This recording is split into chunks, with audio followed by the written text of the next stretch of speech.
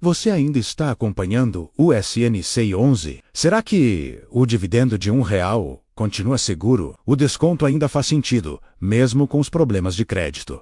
E mais importante, o fundo está melhorando ou o risco continua alto? Hoje eu vou te trazer uma análise completa da carta do gestor e do relatório gerencial mais recente, com informações importantes que muita gente acaba ignorando, como o tamanho do fundo, quantidade de ativos, nível de alavancagem e reserva acumulada, situação dos créditos problemáticos e o que esperar para os próximos meses. O fundo iniciou o mês apresentando uma rentabilidade ajustada de 1,1%, superando a média dos fundos comparáveis e também o IFX de papel, mesmo ainda carregando eventos de crédito que ocorreram ao longo de 2025 nos últimos 3 meses. A rentabilidade acumulada já chega a 12,8%, mostrando que parte do desconto observado anteriormente vem sendo corrigido gradualmente pelo mercado. No acumulado de 12 meses, o fundo apresenta rentabilidade de 22,04%. A cotação atual gira em torno de R$ 90,87, enquanto o valor patrimonial permanece próximo de R$ 98,4.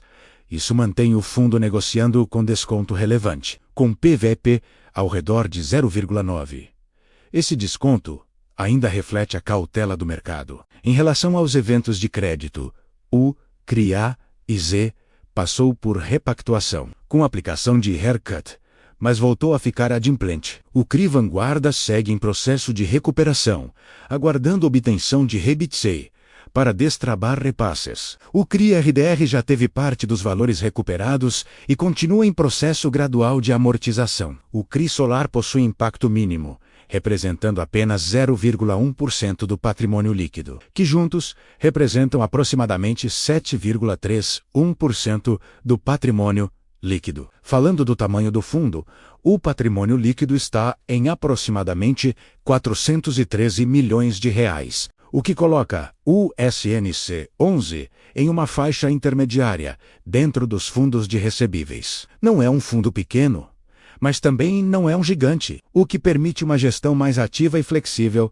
na alocação dos recursos. A carteira é bastante diversificada, com 48 ativos diferentes. A carteira do SNCI 11 apresenta forte presença de CRIs ligados à incorporação imobiliária, o que aumenta o risco, mas também contribui para rendimentos elevados. Apesar disso, há boa diversificação entre diversos ativos e setores, o que reduz o impacto de problemas pontuais. As 5 maiores posições somam cerca de 30% do patrimônio, indicando concentração moderada. Já os ativos com maior risco ou em recuperação, como RDR2, Vanguarda, Solar e PESA, AIZ, representam aproximadamente 7% do fundo, ajudando a explicar o desconto da cota. Por outro lado, diversos CRIs possuem yields elevados, sustentando os dividendos atuais. A carteira também apresenta duration curta e LTVs em níveis razoáveis, o que contribui para maior controle de risco.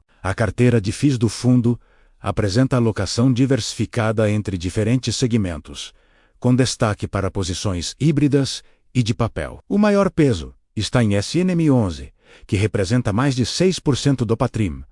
NIO seguido por Tejar 11, com cerca de 2,2%. Outros fundos, como IUI, Received 11, VRTM 11 e ZAVC 11, possuem participações menores, contribuindo para a diversificação da carteira. Os yields dos FIIs são elevados, em geral acima de 2 dígitos, reforçando a estratégia do fundo de buscar renda. Alguns ativos estão negociando próximos do valor patrimonial, enquanto outros apresentam desconto relevante, como TGAID e VRTM11, o que pode indicar potencial de valorização, mas também maior risco, sendo a maior parte em CRIs, que representam cerca de 81% da carteira, enquanto aproximadamente 17% estão alocados em outros fundos imobiliários.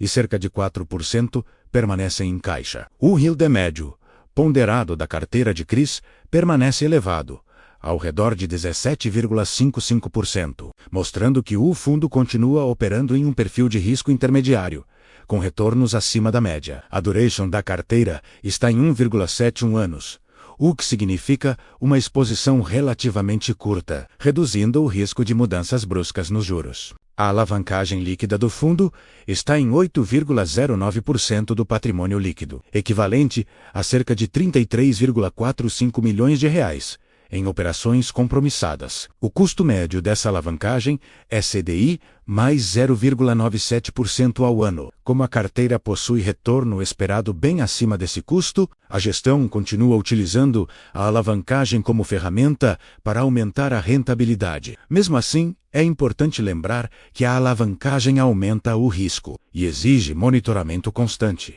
principalmente em momentos de estresse.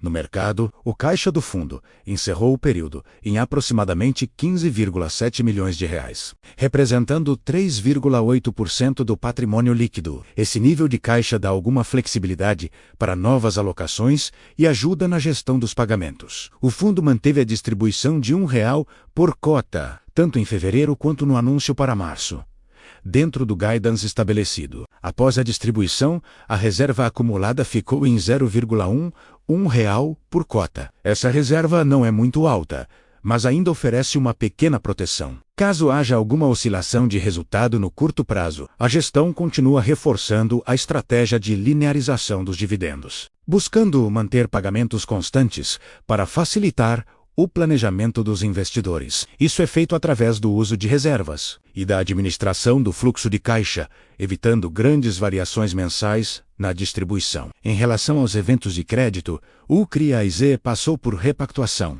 com a aplicação de haircut, mas voltou a ficar adimplente. O CRI Vanguarda segue em processo de recuperação, aguardando obtenção de habite. O CRI RDR já teve parte dos valores recuperados e continua em processo gradual de amortização. O CRI Solar possui impacto mínimo, representando apenas 0,1% do patrimônio líquido. Mesmo com esses desafios, a gestão acredita que a maior parte das perdas já foi reconhecida e que há potencial de recuperação ao longo dos próximos meses. Isso pode gerar melhora gradual no valor patrimonial. O fundo também realizou novas alocações, incluindo posições em CRIs com taxas atrativas, como operações indexadas ao CDI, e ativos prefixados com retornos superiores a 20% ao ano. Essas novas aquisições ajudam a manter o nível de rendimento da carteira. O cenário macroeconômico também aparece na carta do gestor, com destaque para o início do ciclo de queda da taxa Selic,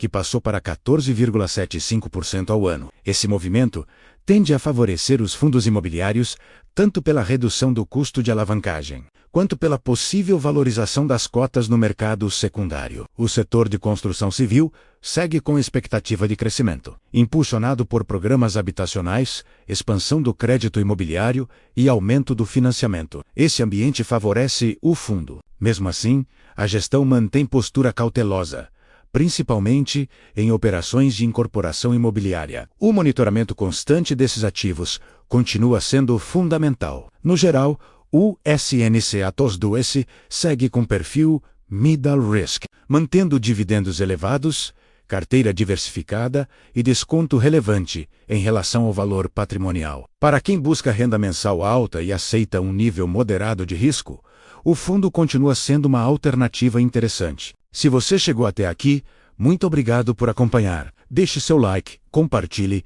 e me diga nos comentários se você investe no SNCI 11.